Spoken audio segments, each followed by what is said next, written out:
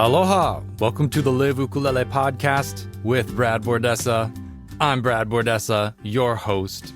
And in this episode, we're going to talk about bass, or more specifically, U-bass. If there is any kind of a difference, we will find that out. If you're inclined to learn some bass, if you're learning bass for your ukulele club or somebody put you in charge of being the bass player, there always needs to be a bass player. Or you're just an ukulele player looking to expand your horizons and understand the roles of different instruments better. Hopefully this episode will have some interesting tidbits for you to follow along with. I want to provide a little bit of context of kind of what bass does, in my understanding, and how to sort of achieve that with some straight ahead, like practical tips and tricks, things that I've picked up just learning bass as kind of as a competent ukulele player, what it's been like to learn to play bass and to step into that role in an ensemble context, because it's a very different role. So I'll be playing some practical examples, taking you folks along for the ride.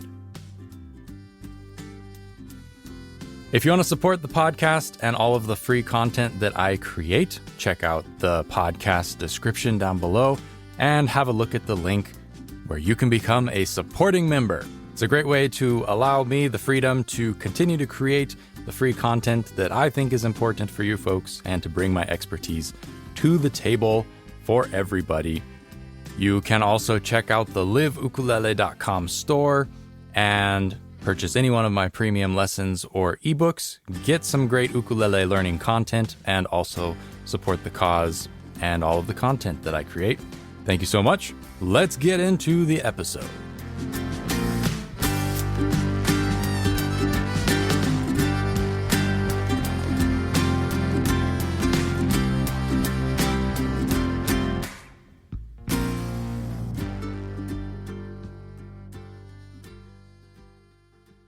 I'll be the first person to tell you that I am not a bass player. I am an ukulele player who plays a little bit of bass.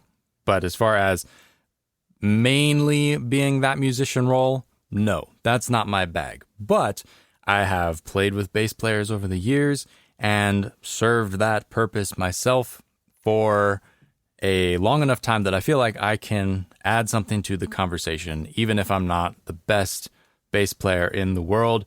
I kind of see both sides of the coins and can kind of provide that perspective of being an ukulele player and then moving to bass, or being a bass player that interacts with ukulele players. Hopefully I can bridge those two different worlds. All right. So this episode was inspired by an upcoming YouTube video that I put together on my new Kala solid body electric U-bass. This is not like the traditional U-bass that we're so used to hearing. That's kind of like the acoustic instrument with the big rubber strings. This is actually, it looks like a mini Fender P bass, and it sounds pretty good as well. It doesn't really sound like a Fender P bass. Spoiler alert. Still go over to my YouTube and be sure to subscribe and check out that video when it comes out next week. But it's cool, bottom line. And so I'll be playing that today, plugged directly into my interface to give you some examples. Okay, so I think the place to start is to think about what the bass player does. And I see a lot of people approach bass and sell bass playing as like the easy thing. Oh, you can't play ukulele, you can't strum or whatever, you should be our bass player. And I think that this might be fine if you need a bass player, but if you want good bass playing, it really is kind of its own sort of dedicated craft, because bass playing is arguably one of the most important roles in a band, because you drive the bus as the bass player. Ukulele players, you might think that you're the star of the show. That might be the case. You might be standing on top of the bus rocking out and everybody sees you on top and you're shredding, but the bass player is actually driving the bus, getting you where you need to go. Because what a bass player does is they provide, obviously, the low tone in the music. A lot of times it's the root note. But the bass player also provides the timing. And what you play as the bass player heavily, heavily impacts what the rest of the music feels like and how it feels in time. You can play your bass part with good time, but if it's clashing with what is happening around you, say you're playing with somebody who has bad time, it's going to make for a choppy sound. Whereas if you can swing around what's happening and try and correct the course a little bit, you can really improve what is happening and drive that bus, bring people back on track, get them to a proper time. But what this all comes down to is that the bass player needs to have good timing. If your timing is wobbly on the ukulele, it's not going to be any better on bass. And it's going to be more noticeable. It's going to be more egregious, kind of, because it's obvious. Maybe not to the audience. You're not sticking out at the top. It doesn't sound like you're off, but it feels like you're off because the bass part is all about the feel. Okay? So the bass player's role from a kind of theory or notes perspective is a lot of times you're playing the root note. So if there is a chord happening, if there is, the rest of the band is playing a G chord, the bass player is playing a G root note. That is the bass player's job, is you hold down that fundamental so that the ears of the audience and the bodies of the audience can feel that that is the home harmony center for that moment in the song. So what the bass ends up doing a lot of times, you could just play a plodding 4 on the floor bass part that hits that root note of the chord that you're playing over every single beat. So that maybe if you're playing G, C, D, C, 1 bar per chord, you'd play something like this. G, G, G, G, C, C, C, C, D, D, D, D, C, C, C, C. That sort of a thing. That would work in a pinch. But a lot of times what you're doing as the bass player is you're navigating some movement. And that movement tends to be the 1 and the 5. So what that ends up sounding like is while you're on the G chord, you'd be playing G and then the 5 of G, which is D. So you have G, D, G, D. So the bass line starts to move back and forth and you're still highlighting the chord, but what you want to do is always have that root note on the 1 so that when you drop in, you're on the root note. You don't want to be on the 5, otherwise you're kind of backwards. So G, D, G, D. And then if I was to change chords, C. Now I'm toggling between the C and the G, the 5 of the C chord. And then D, same thing. All of a sudden my bass line is moving. It changes from going 4 on the floor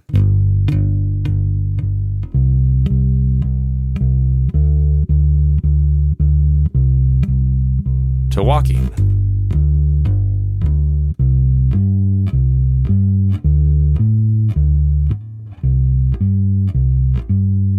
It's still not anything fancy, but it gets the job done and it sounds a little bit more interesting.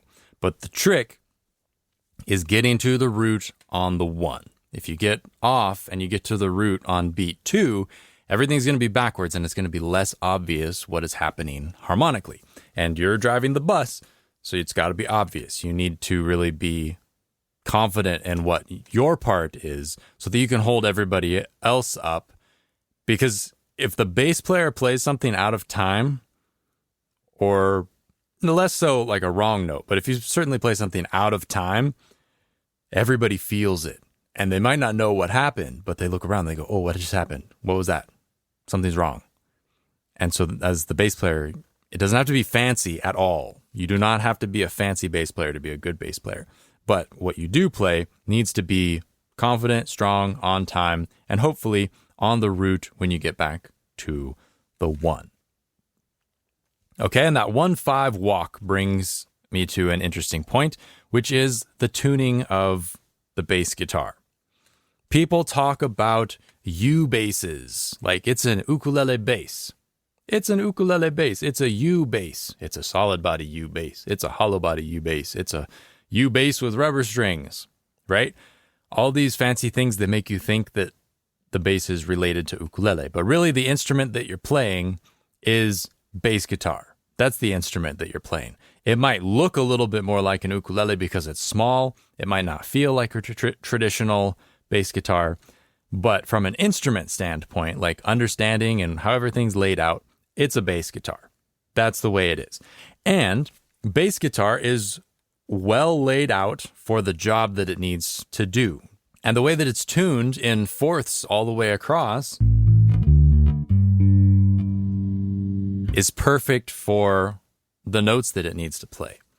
And so some people get confused by bass, ukulele bass, and they think, oh, it must be tuned like an ukulele, or I should tune it like an ukulele. And as an ukulele player who is very, very comfortable with the tuning of an ukulele, I could probably play the same stuff on a bass that was tuned G, C, E, A. I would struggle a lot more because it's just that's not what it's meant to do, right? The ukulele is tuned as it is to do a certain thing. Bass guitar is tuned a certain way to do a certain thing. And so if it was me, I would not mess with the tuning of your U bass. Just play it E, A, D, G. That is the traditional bass guitar tuning, and it will serve you well. And I think that there's something to be said for a completely fresh tuning. You know, you play ukulele, and then you go to baritone ukulele. The shapes are the same, but the strings are different. So the pitch of everything is off. It can be really confusing. But when you go from ukulele to bass guitar, everything's different because it's tuned differently. Just having that one interval in the middle that is, instead of being the third in the middle, it's a fourth interval in the middle of the tuning. It really changes your whole grasp on how the instrument works. Shapes repeat a lot more naturally. And I find that I don't ever try and play a bass or one of these U basses like an ukulele. I never get confused and feel like, oh, right, that's that note on an ukulele, but it's different on this instrument. I never get caught that way. Whereas I do that on baritone when I'm playing baritone. So all that to say, I think it's worth learning bass guitar, E, A, D, G, B, D, G tuning. Trying to go into full guitar tuning. That is not what it is. There's only 4 strings, maybe 5 if you buy one of the fancy ones. But nobody needs that low B. Who are we kidding? Okay, so 1-5 is your basic progression as the bass player. That is your movement that you're making in a very simple manner. And you're probably wanting to do that in a standard bass tuning. And that will get you a long ways. I had the fortune that when I started playing more bass for somebody else and not just on my own recordings, which I've done for a super long time, not that they were good bass parts, but they did the trick. They filled out that bottom end, and I don't think anybody ever noticed. But when I started playing bass like at gigs for a friend, he is mostly a country artist, Dagan Bernstein. He's actually been on the podcast before. But he plays kind of Hawaiian folk country songs.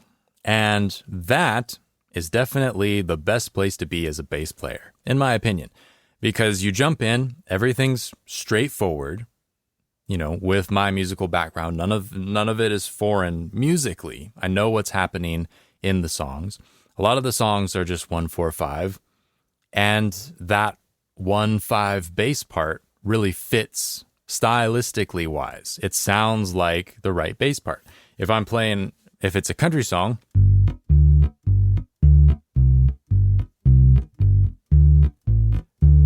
that sounds like a country bass part. So you're not doing any kind of posering. You're not feeling like you're out of line or you're playing anything wrong. So for what that's worth, that's a good style of music to get started with in bass. If you're playing for an ukulele group, you're probably in good shape already because in my experience, a lot of the songs that ukulele groups play is kind of that older style of music, and everything that gets played is sort of sent through the meat grinder and then reassembled at the other end in a more simple manner that's straight ahead and a little bit more maybe folky than the songs originally were, just in the stylistic sound of what happens to those songs. And as you heard, what I played in that example, G, D, G, D, C, G, C, G, but I've moved the octave because on U bass, octaves are easy to grab, they're easy to see, they repeat, they're kind of the basis for everything that you do. You're playing almost everything on the bass 2 frets apart with a 1 fret gap between your fingers. So the G is on the 3rd fret, my D is on the 5th fret. So that 3rd fret, 5th fret pattern is something you're going to really get familiar with. And then the octave, if I go G to G, is also 3rd fret to 5th fret, skipping a string up. Okay, but what I did there is I took the high octave that you would normally get from going 3rd fret to 5th fret, where you go root and then higher 5th. You can also go root lower 5th and get a lower sound that sometimes will sit better underneath the music, and go root lower 5th, root lower 5th. So I'm still playing C, G, C, G, but where it lands on the fretboard, because I have room to play the lower 5th, I can do that instead. And it really kind of changes the sound. Listen to both of these. I'm going to play 1-5 the whole way, but for the G, when I'm playing over the G chord at the beginning, it's going to be 1 to the higher 5th. And then when I get to C and D chords, it's going to be 1 to the lower 5th. Listen to how it changes the sound, but still sounds appropriate. And then the normal version going up, this is how it was before. D, C, and now I'm going to change to the lower 5th.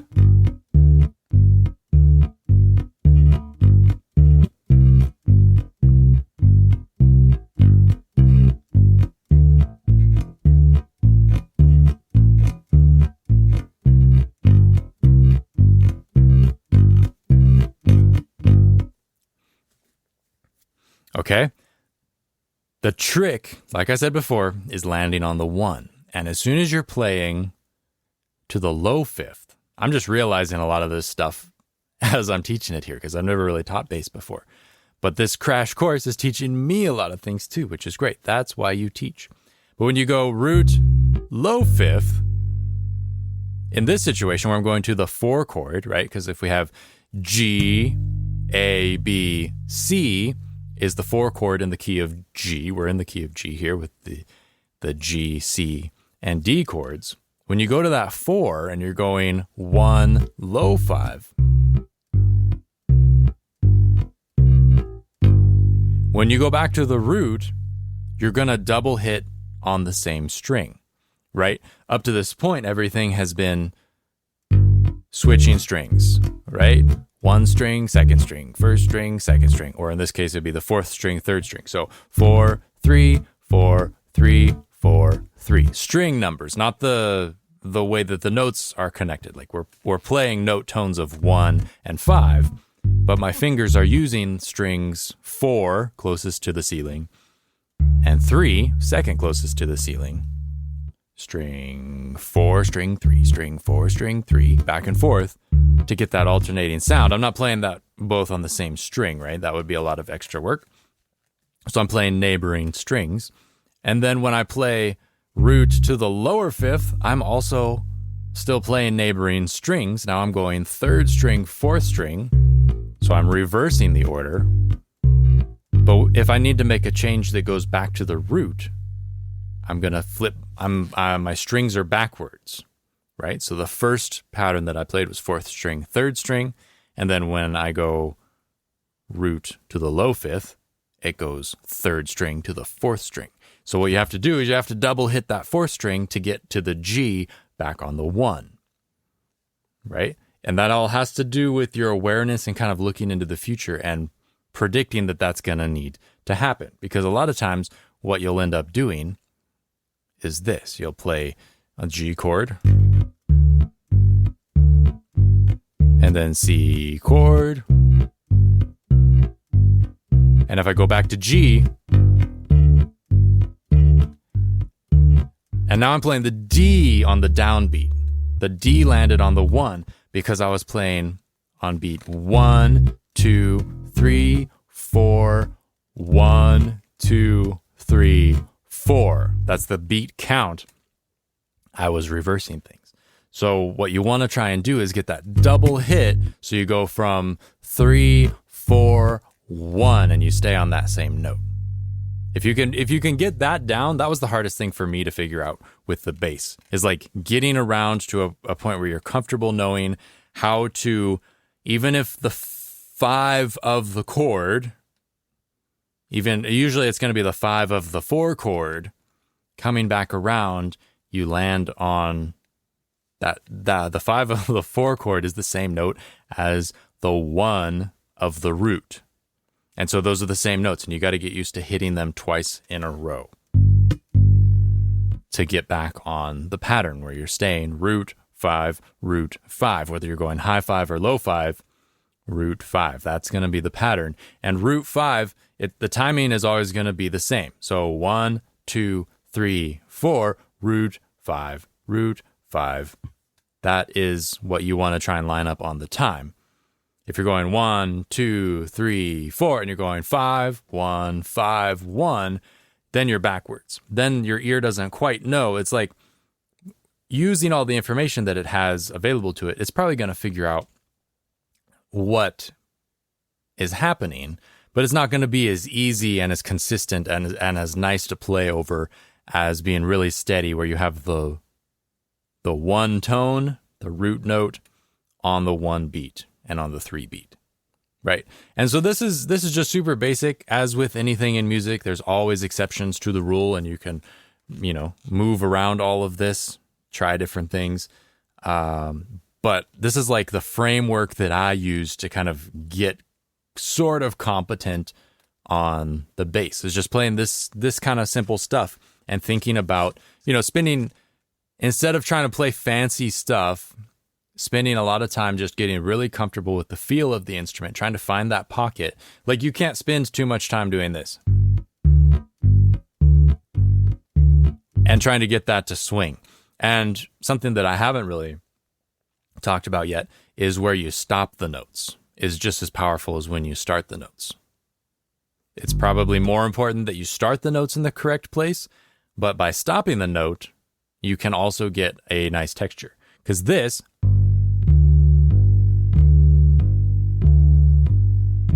is a much different feel from,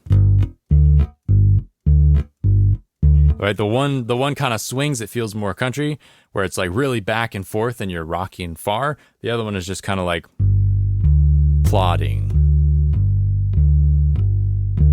Both have a place, but as you're getting comfortable with the instrument, you want to be aware of these different things. So if you're playing a song that you're bored with, instead of playing, you probably want to be trying to do something with the ends of your notes and trying to lift your finger off the fret and stop the sound and see what kind of rhythmic feels you can get into. Because it's not so much that you're trying to play something rhythmically interesting. You're just there to serve the song. But what is going to happen is that by stopping the note, you change how it swings to the next note.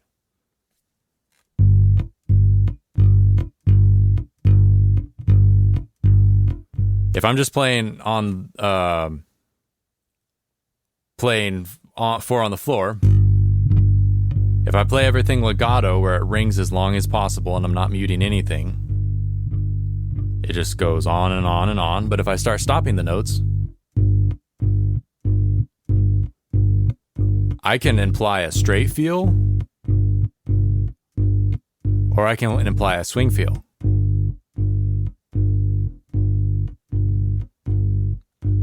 Right? 1 and 2 and 3 and 4 and 1 and 2 and 3 and 4 straight. 1 and 2 and 3 and 4 and 1 and 2 and 3 and 4 and. I'm not picking any extra notes. Usually we think of the swing being playing on the and of the beat, playing that 8th note and. But it doesn't have to be. Especially with the bass, you have a really strong sustain. So you're going to hear the note, especially if you're playing just a short kind of touch on a quarter note like that, you're going to hear the note at almost the same volume all the way through the note. You're not going to fade any of the sustain. So when you end it, it's a lot more impactful than when you end a note that's like, if you were to do that on ukulele, you wouldn't hear the end of the note as well. But just the way that the bass works, you hear it and you can really change the feel. So if you're playing with a swing feel when you lift, but the song is straight, everything's going to feel funny. You need to match these things up and be mindful of what you're doing, right? So swinging straight can be done by only playing 4 on the floor. It's done by changing how long you let the notes ring. You can go full legato where you're not committing to any swing or straight. You can go straight, 1 and 2 and 3 and 4 and or swing. Long, short is that swing feel.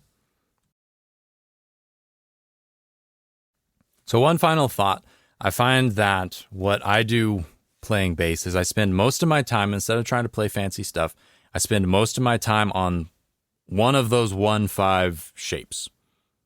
Either I'm going 1 high 5, or I'm on a note that allows me to go to a lower string and play the low 5.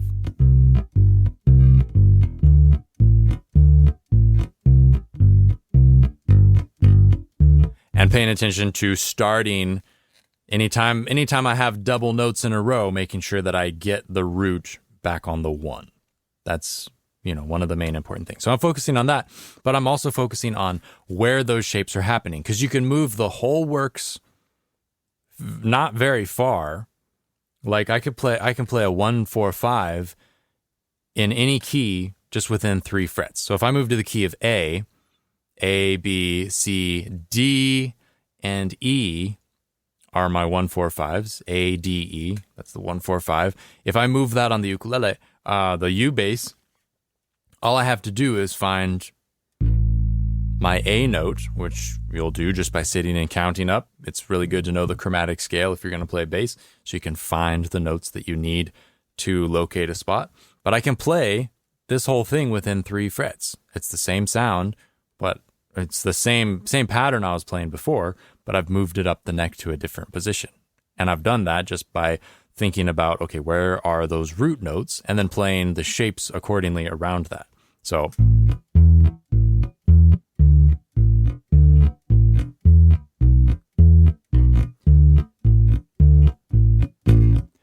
my hand isn't moving because it's within the same 3 frets, and I don't have to think about that. I just need to think about, okay, what's my pattern, and moving through that and getting familiar with that motion between the different notes.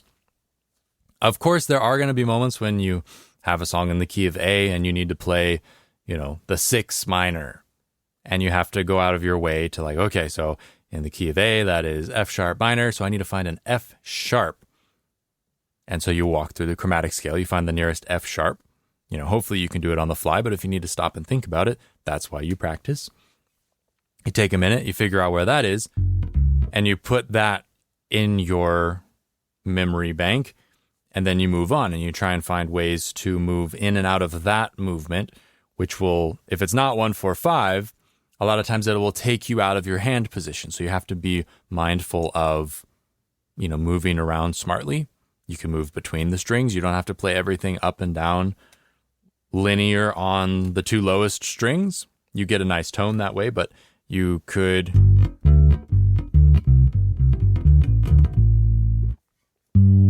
also invert things and move things around. So I could go and play the high octave G if I'm going back to playing in the key of G and I'm playing my G, C, D. I can flip the whole thing on its head and start high octave G and then go to a low 5 on that 1 chord. So root, low 5. This is my root now. It's a higher voicing than this. It has a higher feel in the register, and that can be fine too, because you're still way lower, especially if you're only playing with ukulele players. You're still way lower than anything they're playing, so it's great. It's fine. But then I can go to the low root, high 5th for the C chord and the D chord, if I want. Or I could just move everything up an octave. It's the same shape.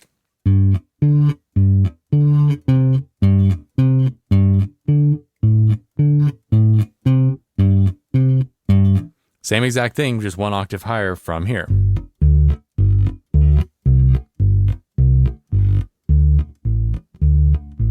So I think that, I guess what I'm getting at is that bass is a practical instrument, and it's something that you can really learn on the fly as you're doing it, as long as you have strong fundamentals in timing and knowing generally what the chord movements are and where those notes are on the bass. It's the kind of thing where you could, okay, so I'm comfortable with my timing. I'm comfortable hitting the strings in the right place, that kind of thing. I'm comfortable fretting. I just don't know where I'm at on the instrument because I've been playing ukulele or whatever it is. So what you can do is you can take a minute before the next song and think about what the chords are going to be, what your 1-5 chord shapes, as it were. You're not really playing the chords, but your movements under the chords are going to use those 1-5 shapes. Where are those for the song? And if you can figure those out real quick, like maybe there's a wonky chord in there. Okay, where is this one? I don't play this one a lot. B minor, what would I use for that? Okay, so here's my B note. I can either go high fifth or low fifth, right? And probably goes without saying, but if you're really kind of new to music theory, when you're playing the 1 and the 5, the root and the 5th note, like the chord tones, that leaves out the 3rd, and the 3rd is what designates major and minor. So when you're the bass player and you're only playing 1-5, you don't have to worry about whether a chord is major or minor. You just need to know what that root is so you can play the appropriate 5th. So there are times where you might play something like, and you will play the 3rd in there, but that's kind of like down the road. Once you get comfortable with the rest of it, then you can start thinking about that stuff, because it's going to change if you play a minor song. So major,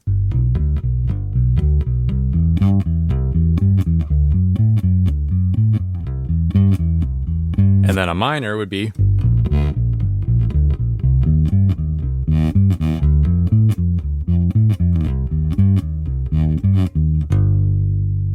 it's got a different sort of a sound. But if you're just a straight ahead bass player, you can just go, doesn't matter to you. And whatever chords are being played over the top of that, whether it's major or minor sounds, your job remains the same. Keep it swinging, keep the groove going. And when I say swing, I don't mean like rhythmically straight or swung, like you should swing everything. But swing is just like the rhythmic feel, like being in the pocket. And, make it swing, man. It can still be a straight feel song, and you can still swing it. So those are some really simple bass tips from an ukulele player to another ukulele player. I know that this is an ukulele podcast, and maybe some people are getting out their pitchforks and their torches and say, this is an ukulele podcast. But I think that it's really helpful and interesting to kind of know where the other instruments in an ensemble are coming from and what their roles are and how that affects the music. So even if you don't play bass, hopefully just kind of hearing some of the stuff that I'm doing and walking through, next time you hear a bass player, you can listen to what they're doing and go like, oh yeah, I recognize that now. Yeah, it's just a 1-5, 1-5. Granted, if you go and you listen to the Police or something, it's not going to be just 1-5 because there are actual bass parts, and Sting is a very accomplished bass player. Things are going to move as you get better and better. But even for some styles, if you listen to country music or something along those lines, that bass part, as long as it's like old school country, is going to be that 1-5, even if the bass player is really good. And their role is to play something simple. It's just like being a drummer or being the rhythm ukulele player. You sit in your role, and even if you want to have your moment to shine and you want to shred or show off or whatever you want to do, that's not your job. Especially as the bass player, if you're just diddling all the time, you're kind of useless. Your job is to hold everything down, keep it simple, and keep the groove going for everybody else. It's not for you to diddle on top of everything. That's, the soloist's job. And maybe you will be the soloist at some point in the song in which case you got to practice and be prepared for that moment. But yeah, roles in music are fascinating. I don't think it gets talked about enough because everybody's just ukulele, ukulele, ukulele all the time and really hyper-focused on that. But it's just part of a bigger picture. And I think because I play in different groups, I'm maybe a little bit more mindful of it than other folks. But yeah, it's interesting stuff. And I've really learned a lot about music by playing bass and by taking the time to kind of casually study it on the fly, to stretch a little bit and feel out of my comfort zone, to feel like, oh, I'm not very good at this. Sorry, hang on, I'm getting it figured out as I'm going. That's really whipped my chops into shape in other ways, especially like listening. If you're the bass player and you're supposed to always be on and be playing that correct root note, always have that good timing. If you're playing along like at an open mic or something and you're the bass player and you're accompanying somebody that you've never played with before, you never played the song, you're hearing a chord, yikes, you got to be like hearing what the right chord is. And sometimes you might be hearing the fifth, like, oh, that's not right, I don't know where it is. And you kind of just have to groove your way there and you fake your way through it. And as long as you're playing something that is in time, even if you're playing all the wrong notes, like walking bass lines are really powerful. And they're almost comical because you can play all the wrong notes, but it still sounds kind of cool. Like if I know generally that we're in the key of G, okay, I can work with that. I can like start my walk someplace a little bit familiar.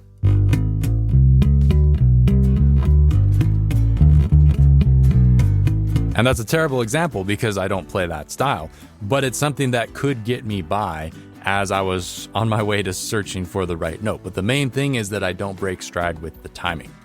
Timing. Always super important, even more important for bass playing. All right, thanks for sticking with if you made it this far. The Live Ukulele podcast is published on the first and third Saturdays of every month. And as always, if you like what you hear, please subscribe and consider becoming a supporting member. That helps enable the time that I put towards all of these free resources, lets me spin my brain gears and think about new things and how to teach things in valuable ways. The support is much appreciated. Thanks to everybody who is already kind of part of the circle. And I'll catch you in the next episode. Got Uncle Kimo Hussey coming up very soon. So stay tuned, get subscribed, and I'll see you next time. Keep on jamming. Be well out there. Take care of each other. And hui ho.